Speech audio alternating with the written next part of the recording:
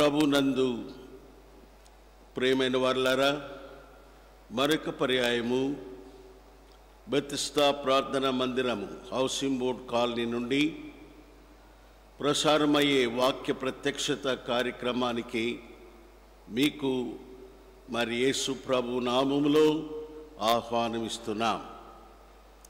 మరి ఈ దినము బైబిల్లో కనుపరచబడిన భక్తి కలిగిన ఆశీర్వాదకరమైన కుటుంబాల్లో మరొక కుటుంబాన్ని మనం ప్రారంభిస్తున్నాం. ఆ కుటుంబము సువార్తికుడైన ఫిలిప్పు కుటుంబము. మరి సువార్తికుడైన ఫిలిప్పు కుటుంబాన్ని గురించి 2 భాగాలుగా మనం పూర్తి చేస్తాం. పార్ట్ 1 ఈ దినం చెప్తున్నాను, పార్ట్ 2 అవతల వారంలో మనం ధ్యానిస్తాం. మరి యొక్క ఫిలిప్పు, బైబిల్లో ఫిలిప్పు పేరుతో 2 మరి దేవుని చేత వాడబడిన వారు ఉన్నట్టుగా మనం చూస్తాం. వారిలో ఒకడు 12 మందిలో ఒకడు, 12 మంది అపోస్తులలో ఒకడు ఫిలిప్పు. మత్తయి సువార్త 10వ అధ్యాయము 2వ వచనములో ఆ 12 మంది అపోస్తుల పేర్లు ఏమనగా అని చెప్పి 3వ వచనంలో వారిలో ఒకడు ఫిలిప్పు అని చూస్తున్నాం. అనగా యేసు ప్రభు ఏర్పరచుకున్న 12 మంది అపోస్తులలో ఒకడు ఫిలిప్పు. ఇప్పుడు మనం ధ్యానించేది ఆ ఫిలిప్పు కాదు. ఈ ఫిలిప్పు మరి అపోస్తుల కార్యములు 21వ అధ్యాయము 8వ వచనంలో చెప్పబడిన రీతిగా 7 ఒకడును సువార్తికుడైన ఫిలిప్పు. ఆయనేమో 12 మందిలో ఒకడు అపోస్తులైన ఫిలిప్పు. ఈయన 7 ఒకడు సువార్తికుడైన ఫిలిప్పు. ఈయన గురించి మనం ధ్యానిస్తాం. ఈ ఫిలిప్పు యొక్క ఇల్లు రాయబడింది 8వ వచనంలో, సువార్తికుడైన ఫిలిప్పు ఇంట ప్రవేశించి అతని యొద్ద ఉంటిమి. అనగా ఫిలిప్పు ఇల్లు కైసరయ పట్టణములో ఉన్నట్టుగా మనం చూస్తాం. మరి 8వ వచనములో పౌలు తన సువార్త ప్రయాణములో 3వ ప్రయాణములో మేము బయలుదేరి కైసరకు వచ్చితిమి. 7 ఒకడు సువార్తికుడైన ఫిలిప్పు ఇంట ప్రవేశించి అతని యొద్ద ఉంటిమి. కాబట్టి కైసరయ అనే పట్టణములో ఉన్నటువంటి కుటుంబం ఇది. మరి ఈ కుటుంబానికి ఈయనకు 4 కుమార్తెలు ఉన్నట్టుగా కూడా మనం చూస్తాం. వారు ప్రవచించువారని రాయబడింది. ఇదంతా కూడా నెక్స్ట్ క్లాస్లో మనం ధ్యానిస్తాం. ఎందుకంటే ఈ సువార్తికుడైన ఫిలిప్పు 7 ఒకని గురించి లేఖన భాగాలలో మనకు అపోస్తుల కార్యములు 6వ అధ్యాయము నుంచి తెలియపరచబడింది. తర్వాత 8వ అధ్యాయములో తన పరిచర్య గురించి రాయబడింది. ఆ తర్వాత 21వ అధ్యాయములో రాయబడింది. కనుక 3 అధ్యాయాలలో అపోస్తుల కార్యములో మనం చూస్తాం. మరి అపోస్తుల కార్యములు 6వ అధ్యాయములో 7 ఒకటిగా ఫిలిప్పు నియమించబడినట్టుగా మనం చూస్తాం. ఎవరు ఆ 7?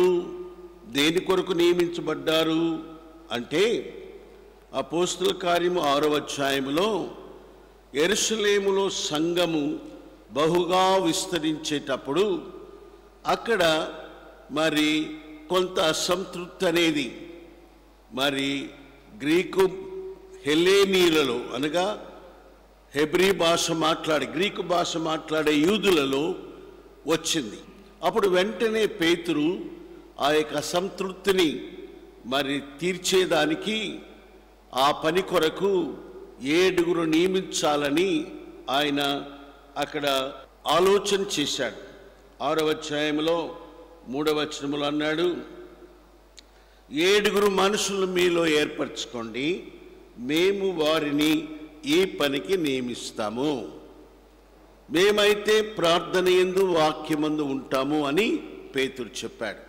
కనుక యెరూషలేములో సంఘము సంఖ్యలో విస్తరించుట వలన కలిగినటువంటి అవసరతను బట్టి 7 వ్యక్తులు నియమించబడ్డారు. సంఘము ఏర్పాటు చేసుకుంది. ఆ 7 అపోస్తులను నియమించారు. గమనించండి, ఈ పని చాలా చిన్న పని. ఏంటి ఆ పని అంటే రాయబడింది, ఆహారము మరి పంచిపెట్టుటలో, 2వ వచనములో ఆహారము పంచిపెట్టుట. ఎందుకంటే సంఖ్య పెరిగింది కదా. ఆ దినాల్లో మరి అనుదినము మరి కలిసి సమిష్టి సహవాసాన్ని కలిగి ఉన్నారు కాబట్టి అందరూ తమ చర స్థిరాస్తులను మరి అమ్మి తెచ్చి అపోస్తుల పాదముల ఎదుట పెట్టినట్టుగా వాక్యంలో మనం చూస్తాం. ఆ సమిష్టి సహవాసములో అందరూ కలిసి ఒక కుటుంబంగా ఉంటూ వచ్చారు. ఆ పరిస్థితులలో ఆహారము పంచిపెట్టుటలో అవసరతను బట్టి 7 ఏర్పాటు చేయబడ్డారు. ఆ 7లో 2వ వాడు ఫిలిప్పు. అక్కడ రాయబడింది 5వ వచనములో మరి మొదటివాడు స్టెఫను, 2వ వాడు ఫిలిప్పు. ఆ తర్వాత మిగిలిన 5 పేర్లు చెప్పబడ్డాయి. అయితే ఇక్కడ గమనించాల్సిన విషయం, మరి ఈ ఫిలిప్పు ఈ కుటుంబాన్ని గురించేమో 21వ అధ్యాయం అపోస్తుల కార్యములో మనకు తెలియపరచబడింది. ఇతని యొక్క ప్రారంభ జీవితము, ఆత్మీయ జీవితము 6వ అధ్యాయములో యెరూషలేములో ఉన్న సంఘముతో ప్రారంభమైంది. ఈయన ఒక స్థలానికి, ఈయన పరిచర్య, ఈయన సేవ, ఈయన కుటుంబము ఒక స్థలానికి పరిమితమైంది కాదు. మొదట యెరూషలేములో, ఆ తర్వాత అపోస్తుల కార్యములు 8వ అధ్యాయంలో చూస్తే ఆయన మరి సమరయ పట్టణంలో తన పరిచర్య కొనసాగించాడు. 8:5లో అప్పుడు ఫిలిప్పు సమరయ పట్టణమునకు వెళ్ళి వారికి క్రీస్తును ప్రకటించినాడు. సమరయ పట్టణములో ఫిలిప్పు పరిచర్య. 3వది, అలాగ చేసేటప్పుడు ప్రభు ఆత్మ మరి 8వ అధ్యాయంలోనే 29వ వచనములో మరి ఫిలిప్పుతో చెప్పాడు, నీవు లేచి 26వ వచనములో అరణ్య మార్గములో వెళ్ళి మరి గాజాకు వెళ్ళేటువంటి మరి నపుంసకుడైన ఐథియోపియా దేశపు రాణి అయిన కందాకి కింద మంత్రిగా ఉన్న వ్యక్తిని ఎదుర్కోమన్నాడు. కనుక గాజా మార్గములో మరి ఫిలిప్పు పరిచర్య మనం చూస్తాం. అంతేకాదు ఆ తర్వాత ఆయన పరిచర్య మరి 40వ వచనంలో చూస్తే అజోతులో పరిచర్య, అజోతుకు వెళ్ళాడు ఫిలిప్పు. తను వెళ్ళటం కాదు కానీ ఆత్మ ఆయనను అలాగా తీసుకెళ్ళినట్టుగా చూస్తాం. అజోతులో ఫిలిప్పు పరిచర్య. 4వది, అపోస్తుల కార్యములు 21వ అధ్యాయములో మనం ఇందాక చదివినట్టుగా కైసరయ పట్టణములో ఫిలిప్పు పరిచర్య. ఈ 4 ప్రదేశాలలో ఈ పార్ట్ 1 మొదటి భాగంలో మనము 2 స్థలాలలో ఫిలిప్పును మరి మనం చూస్తాం, నేర్చుకుంటాం. మొదటిది యెరూషలేములో. ప్రియులారా, ఈ ఫిలిప్పు కుటుంబానికి మరి ఆత్మీయంగా వారిని పెంచటానికి, వారు ఆశీర్వదించబడటానికి, అనేకులకు మేలుగా ఉండటానికి, అపోస్తులకు ప్రవక్తలకు ఆశ్రయమిచ్చే కుటుంబం ఉండటానికి మరి ముఖ్య కారకుడు ఫిలిప్పు, సువార్తికుడైన ఫిలిప్పు. తన భార్యను గురించి ఏమీ రాయలేదు కానీ కుమార్తెల గురించి రాసినాడు. కనుక ఒక వ్యక్తి ఇంటికి యజమానుడుగా పూర్తి బాధ్యత తీసుకొని తన కుటుంబాన్ని కట్టుకున్నాడు, మరి ఆశీర్వదించబడ్డాడు. ఆశీర్వాదాలు తన పిల్లల్లో కూడా తీసుకొచ్చాడు. కాబట్టి ఫిలిప్పు మొదట ప్రారంభించింది యెరూషలేములో. మరి యెరూషలేములో తన పరిచర్య అపోస్తుల కార్యములు 6వ అధ్యాయములో మనం చదువుతాం. మరి ఆయన సాధారణమైన విశ్వాసిగా యెరూషలేము సంఘములో ఉంటూ వచ్చాడు. అవసరతను బట్టి మరి 7 ఏర్పాటు చేయవలసి రాగా ఆ 7 కూడా మరి ఎవరై ఉండాలో అనేటువంటి దానిని పేతురు వివరంగా చెప్పాడు. ఎవరుండాల వారు రాశాడు. మరి 3వ వచనములో ఆత్మతోనూ జ్ఞానముతోనూ నిండుకొని మంచి పేరు పొందిన 7 మనుషుల్ని మీరు ఏర్పాటు చేసుకోవాలా. ఇక్కడ మనం గమనించాల్సిన చాలా ప్రాముఖ్యమైనది ఏంటంటే, ప్రభువు పని గొప్పదైనా చిన్నదైనా తక్కువ స్థాయిలో ఉన్నా దానికి తగిన అర్హత అనేది ఉందని ఈ వాక్యంలో మనం చూస్తున్నాం. ఆహారమును పంచిపెట్టేది మామూలుగా అది పెద్ద పనిగా మరి కనిపించదు మనకు. ఎందుకంటే అపోస్తలులు, ప్రవక్తలు, మరి కాపరులు, మరి ఇవి సంఘ పెద్దలు, అధ్యక్షులు అందరున్నారు యెరూషలేములో. కనుక చిన్న పని కొరకు, ఆహారమును పంచిపెట్టే పని కొరకు నియమించబడబోయే 7 3 అర్హతలు కలిగి ఉండాలా.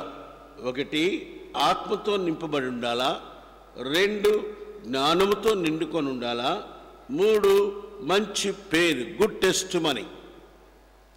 ప్రియులారా గమనించండి, లోకములో ప్రతి ఉద్యోగానికి అది పెద్దదైనా చిన్నదైనా దానికి తగిన అర్హతలు ఉంటాయి. అర్హతలను నెరవేరిస్తే కానీ ఆ ఉద్యోగానికి నియమించరు. అలాగే దానికంటే చాలా ఘనమైనది దేవుని యొక్క పని, మహిమ కలిగిన పని. ఆ పనికి మన ఇష్టానుసారంగా మరి ప్రజలను నియమించేదానికి వీలు లేదు. దానికి తగిన అర్హతలు ఉండాలి. దేవుని పనికి అవసరమైన 3 అర్హతలు ఇక్కడ చదువుతున్నాం మనం. 1 దేవుని ఆత్మతో నింపబడి ఉండాలా, 2 దేవుని జ్ఞానము, దైవ జ్ఞానం అంటే వాక్య జ్ఞానముతో నింపబడి ఉండాలా, 3 మరి మంచి పేరు సంపాదించుకున్నవాడుగా ఉండాలా, మంచి సాక్ష్యము. యెరూషలేములో వేల మంది ఉన్నారు, అందరిలో తను సాక్ష్యాన్ని పొందినవాడుగా ఉండాలా. ప్రియులారా, అలాగూ మరి ఈ యొక్క 7 ఒకటిగా తను నియమించబడ్డాడంటే, ఈ ఫిలిప్పు సంఘములో ఉంటూ సాధారణమైన విశ్వాసిగా ఉంటూ తనను తాను ఆత్మీయంగా ఈ 3 అర్హతలు పొందిన వ్యక్తిగా సిద్ధపరచుకున్నాడు. కాబట్టి తను ఆశించలేదు, అనగా ఆ పదవి పని ముందుగా తెలియపరిచినారు గనక దాని కొరకైన అర్హతలు తను పొందినాడని కాదు. ఇక్కడ ఈ పని అనేది ఒకటి వస్తుంది, దానికి నేను నియమించబడతాను అని ఆయనకి తెలియదు. అయితే ఆ పనికి అవసరమైన అర్హతలను తను ముందుగా సంపాదించుకున్నవాడుగా ఉన్నాడు. ఇది చాలా గొప్ప విషయం. అది అనగా సంఘములో ఉంటూ సాధారణమైన విశ్వాసిగా ఉంటూ ఆత్మీయంగా తను తాను సిద్ధపరచుకొని ప్రభువుకు తగినటువంటి అర్హతను తను సంపాదించుకున్నాడు. కాబట్టి సంఘస్థులు 7 ఏర్పాటు చేసుకోవాల్సి వస్తే ఈ 3 అర్హతలు ఉన్న వారిలో 2వ వాడు ఫిలిప్పు, మొదటివాడు స్టెఫన్. అందుకొని ఈయనకి ఏమని పేరంటే 7 ఒకడు సువార్తికుడైన ఫిలిప్పు. 7 ఒకడు యెరూషలేములో అయ్యాడు. మరి సువార్తికుడు ఎప్పుడయ్యాడు గమనించండి. మరి యెరూషలేములో ఉండగా దేవుని వాక్యం చెప్తుంది, 8వ అధ్యాయము 1వ వచనం మనం చూస్తే, ఆ కాలమందు అంటే యెరూషలేములో సంఘము విస్తరించబడుచుండగా మరి ఫిలిప్పు వారితో కూడా ఏర్పరచబడిన 7 ఒకడిగా పరిచర్య చేయుచుండగా ఆ కాలమందు యెరూషలేములో సంఘమునకు గొప్ప హింస కలిగింది. మరి 2వ వచనంలో చూస్తే స్టెఫను హతసాక్షి అయ్యాడు, సమాధి చేయబడ్డాడు. అనగా ఈ 7 మొదటివాడు స్టెఫను అంటే ఫిలిప్పుకు సహ పనివాడు, జత పనివాడైన స్టెఫను చంపబడ్డాడు, రాళ్లతో కొట్టి చంపబడ్డాడు. 7వ అధ్యాయంలో సంఘానికి హింస వచ్చింది. అందును బట్టి అనేకులు చెదిరిపోయిరి అని రాయబడింది. మరి 4వ వచనంలో చెదిరిపోయిన వారు, మరి చెదిరిపోయినారు. మొదటి వచనంలో ఉంది, మరి అందరూ యూదయ సమరయ దేశములందు చెదిరిపోయిరి. ఇక్కడ మనం గమనించాలా, ఈ కార్యము ఏదో సహజంగా జరిగింది అని తీసుకోవటానికి లేదు. ఎందుకంటే మరి యూదయ సమరయకు వెళ్ళాలని శిష్యులకు యేసు ప్రభు ఆరోహణం కాకముందే అపోస్తలుల కార్యం 1వ అధ్యాయములో ఆజ్ఞాపించాడు. మీరు పరిశుద్ధాత్మను పొందినప్పుడు శక్తి పొందుతారు, అప్పుడు వరకు యెరూషలేములో ఉండండి, ఆ తర్వాత మీరు యూదయ సమరయ భూదిగంతముల వరకు వెళ్ళి సువార్త ప్రకటించమన్నాడు. అయితే వీరు యెరూషలేములోనే మరి ఉంటూ వచ్చారు. ఎందుకంటే సంఘం విస్తరిస్తుంది, విశ్వసించిన వారు తమ చర స్థిరాస్తులు తెచ్చి అపోస్తుల పాదములది పెడుతున్నారు. ప్రతి అక్కర తీర్చబడుతుంది, సమృద్ధిగా జరిగిపోతూ ఉంది. కాబట్టి ఆ విషయాన్ని మర్చిపోయినారు. ఏ విషయాన్ని? యేసు ప్రభు ఆరోహణానికి ముందు చెప్పిన విషయాన్ని, అనగా మీరు మరి యెరూషలేములో, యూదయలో, సమరయలో భూదిగంత వరకు మీరు వెళ్ళాలి. వీళ్ళు యెరూషలేముకే పరిమితమయ్యారు. అందుకొని యూదయ సమరయ భూదిగంతముల వరకు వీరిని పంపించేదానికి దేవుడే శ్రమను హింసను సంఘములో అనుమతించాడు. God has allowed persecution, tribulation in the midst of God's people in the church at Jerusalem. So it is the God's weapon through which God has scattered దేవుని కార్యాలవి. కాబట్టి మరి చెదిరిపోయిన వారిలో ఒకడు ఫిలిప్పు. ఈ ఫిలిప్పు వెళ్ళిపోయాడు. యెరూషలేము నుండి చెదిరిపోయిన వారిలో తను వెళ్ళిపోయాడు. వీళ్ళు ఎక్కడికి వెళ్ళాడు? సమరయ వరకు వెళ్ళాడు. రాయబడింది 8వ అధ్యాయంలో మరి 5వ వచనములో, అప్పుడు ఫిలిప్పు సమరయ పట్టణమునకు వెళ్ళి వారికి క్రీస్తును ప్రకటించెను.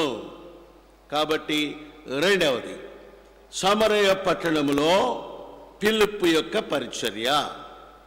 ఈ సమరయ పట్టణంలో ఫిలిప్పు మరి ఏం పరిచర్య చేశాడు? యెరూషలేములో మరి పరిచారకుడుగా ఏర్పరచబడిన 7గురిలో 2వ వారుగా పరిచర్య చేస్తూ వచ్చాడు. ఇప్పుడు సమరయ పట్టణంలో సంఘం లేదు. మరి ఇప్పుడు ఏం చేయాలా? ఇప్పుడు మరి తను చేయగలిగినంత కూడా క్రీస్తును ప్రకటించుటే. కాబట్టి సమరయ పట్టణంలోకి వచ్చి క్రీస్తును ప్రకటించడానికి ప్రారంభించాడు. ఇక్కడ 2 విషయాలు మనం గమనించాలి. సమరయ పట్టణంలో మొట్టమొదట మరి క్రీస్తును విశ్వసించి ఆయన లోకరక్షకుడని ప్రకటించింది సమరయ పట్టణస్థులు, సమరయ స్త్రీ ద్వారా. ఈ విషయాలు మనము మరి యోహాను సువార్త మరి 4వ అధ్యాయంలో మనం చదువుతాం. మరి వారందరూ ప్రభువుని లోకరక్షకుడు మరి ప్రకటించారు. అయితే కొంతకాలం అయింది, మరి యెరూషలేములో వీరుండిపోయారు. సమరయలో మరి ప్రభువు చేసిన పనిని కొనసాగించే వ్యక్తులు లేకుండా పోయారు. There was nobody that could take up the ministry carried out by our Lord Jesus Christ in city of Samaria. So God in between, ఈ మధ్యలో రాయబడింది లోగడ అనే మాట మనం చదువుతాం. 9వ వచనములో అపోస్తలుల కార్యములు 8:9లో సీమోను అనే ఒక మనుషుడు లోగడ ఆ పట్టణములో గారడి చేస్తా ఉన్నాడు. లోగడంటే ఫిలిప్పు వెళ్ళక ముందు ప్రభు వెళ్ళి వచ్చిన తర్వాత ఇన్ బిట్వీన్ గ్యాప్ ఉంది. అక్కడ ఎవరు అక్కడ పని చేయలేదు. ప్రజలకు మరి ప్రభువుని బోధించి బలపరిచి సంఘాన్ని ఏర్పాటు చేయలేదు. కాబట్టి అపవాది చోటు చేసుకున్నాడు. Satan gained ground in the city of Samaria because of the negligence of apostles in Jerusalem. యెరూషలేములో నుండి వారు ప్రభు ఆజ్ఞను బట్టి సమరయకి వెళ్ళుంటే మరి గారడీ వానికి ప్రవేశం ఉండేది కాదు. ప్రియులారా గమనించండి, దీంట్లో మనం నేర్చుకునే పాఠం ఏంటంటే, పలుమార్లు మన యొక్క అజాగ్రత్త వలన, అశ్రద్ధ వలన, నిర్లక్ష్యత వలన మరి అపవాదికి మనం చోటిస్తాం. ఈ అపవాది ఎక్కడైనా చోటు చేసుకోగలడు. వ్యక్తి హృదయంలో చేసుకోగలడు, విశ్వాసి కుటుంబంలో చేసుకోగలడు, స్థానిక సంఘంలో కూడా చేసుకోగలడు. కాబట్టి ఇప్పుడు మరి సమరయ పట్టణంలో ఎవరు లేరు కదా, కాబట్టి ఒకరిని లేపాడు. ఎవరు వాడు? వాడు గారడీ చేసేవాడు. వాడి పేరు సీమోను. మరి వాడేం చేశాడు? దేని వాక్యం చెప్తుంది? వాడు తన గారడీ విద్య వలన తాను ఎవడో ఒక గొప్పవాడని అనిపించుకున్నాడు. రాయబడిందాడు 8లో, తానెవడో ఒక గొప్పవాడు. పాపులారిటీ, ఘనత దేని ద్వారా తెచ్చుకున్నాడు? ప్రజలకు మేలు చేసి కాదు, తన గారడీ విద్య వలన. అక్కడ రాయబడింది, జనులు విభ్రాంతిలో ఉన్నారంట. అంతేకాదు, మరి 7వ వచనంలో మనం చూస్తే, సమరయ పట్టణములో అనేకులు అపవిత్రాత్మ చేత పట్టబడిన వారుగా ఉన్నారు. అనేకులకు పక్షవాయువులు ఉన్నాయి. అనేకులు రోగులుగా ఉన్నారు. దాన్ని బట్టి ఆ పట్టణంలో సంతోషము లేదు. కాబట్టి గారడీ విద్య కలిగిన వాడు తానెవడో గొప్పవాడు అనిపించుకున్నాడే కానీ ప్రజలకు మేలు చేయలేదు. గమనించు ప్రియులారా. అంతేకాదు, తను గొప్పవాడని అనిపించుకొని ప్రజల ద్వారా మరి డబ్బు సేకరించాడు. మరి ఒక మూట వెండి నాణెముల మూట తన దగ్గర ఉన్నట్టుగా దేవుని వాక్యములో మనం చూస్తాం.